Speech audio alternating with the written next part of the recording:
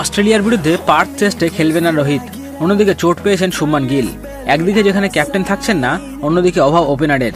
তাহলে কে করবেন ওপেনিং, আর শুভমানের জায়গায় কেই বা খেলবেন? অস্ট্রেলিয়ার বিরুদ্ধে কি হবে ভারতের প্রথম একাদশ, জানতে হলে ভিডিওটি অবশ্যই শেষ অবধি দেখুন। তবে তার আগে বন্ধুরা, welcome to our channel B sports world. আর আপনারা যারা এই চ্যানেলে নতুন, তারা খেলাধুলার সম্বন্ধিত সমস্ত খবর পেতে আমাদের চ্যানেলটি সাবস্ক্রাইব করে বেল আইকনটি প্রেস করে রাখুন। অস্ট্রেলিয়ার বিরুদ্ধে প্রথম টেস্টে খেলতে পারবেন না রোহিত শর্মা। কয়েকদিন আগেই ভারতীয় দলে বর্তমান ক্যাপ্টেন দ্বিতীয়বার বাবা হয়েছেন। তার স্ত্রী ঋতিকা শর্মা সম্প্রতি পুত্র সন্তানের জন্ম দিয়েছেন। তাই দ্বিতীয়বার বাবা হওয়ার পর পরিবারকে সময় দিতে বোর্ডের কাছে আরও কিছুটা ছুটি চেয়ে নিয়েছেন তিনি। আর সেজন্য অস্ট্রেলিয়ার বিরুদ্ধে প্রথম টেস্টে ভারতের ক্যাপ্টেন থাকবেন না ভারতীয় দলের একাদশে।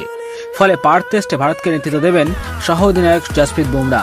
আর রোহিতের অনুপস্থিতিতে প্রথম টেস্টে রোহিতের জায়গায় দলে নেওয়া হয়েছে অন্য এক বাঁহাতি ওপেনার দেবদত্ত পাল্লিকলকে। তবে রোহিতের জায়গায় দলে থাকলেও দেবদত্ত প্রথম একাদশে বোধহয় সুযোগ পাবেন না। ওপেনার হিসেবে KL রাহুলকে খেলানো প্রায় নিশ্চিত।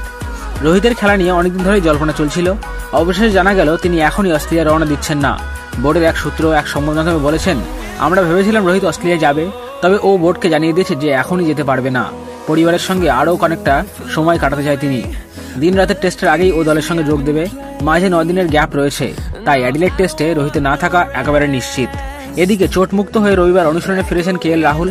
বোর্ডের পোস্টে করা ভিডিওয় তিনি বলেছেন, ম্যাচের প্রথম দিন খারাপভাবে লেগেছিল, আজ ভালো লাগছে, প্রথম ম্যাচের জন্য তৈরি হচ্ছি। এদেশে তাড়াতাড়ি এসে প্রস্তুতির অনেকটা সময় পেয়েছি, ভেবে খুশি হয়েছি, এর জন্য অনেকটা প্রস্তুতির সময় পেয়েছি। তবে এরই মধ্যে আরও একটা খারাপ খবর আছে ভারতীয় শিবিরে। অনুশীলনের মাঝেই চোট পেয়েছেন শুভমান গিল।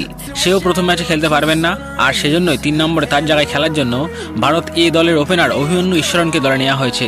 এছাড়াও ভারত এ দল থেকে পাল্লিকল ছাড়াও 3 জোড়ে বোলারকে রেখে দেওয়া হয়েছে। তারা হলেন মুকেশ কুমার, খলিল আহমেদ ও নবদীপ সাইনি।